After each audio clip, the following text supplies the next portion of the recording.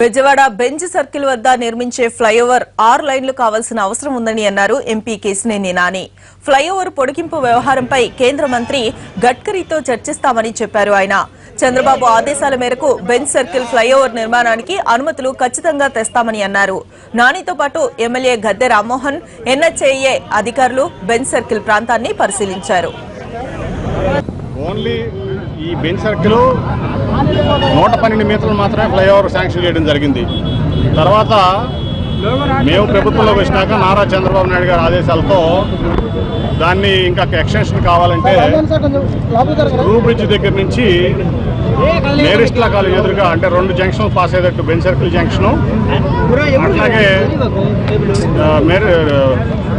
Nirmala convent junction దాటి నేరిస్ట్లా college దగ్గర land అయ్యేటట్టు 0.14 కిలోమీటర్లు ఎక్స్టెన్షన్ ఇవ్వడం జరిగింది.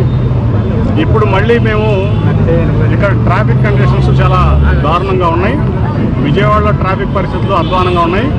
ఈ ఎన్హెచ్ ట్రాఫిక్ అంతా కూడా ఇదవుతుంది. మాకు ఎగ్జిక్యూటివ్ క్లబ్ కూడా దాటించండి ఫ్లైఓవర్ అంటే మినిస్ట్రీ నుంచి మాకు కుదరలేదు. బైపాస్ ఇవ్వడం జరిగింది. NH 16 కింద దీన్ని మేము టేకప్ చేయలేము. NH 65 కింద ఈ ప్రాజెక్ట్ ఇప్పటికే ఒకసారి మేము ఎక్స్టెన్షన్ ఇవ్వడానికి మాకు సమాధానం రావడం జరిగింది. దాని మీద తీవ్రంగా దీన్ని తీసుకుంటా ఉన్నాం కంపల్సరీగా. ఎందుకంటే బైపాస్ ప్రాజెక్ట్ ఇప్పటికే లేట్ అయిపోయింది, ఇంకా చాలా ఏళ్ళు పడుతుంది. అది కాక ఇప్పుడు ఈ ముఖ్యమంత్రి గారు ఇక్కడ ఉంటా ఉన్నారు. అమరావతిని రాజధానిగా చేసిన తర్వాత ట్రాఫిక్ అంతా కూడా సిటీలోంచి వెళ్తూ ఉంది.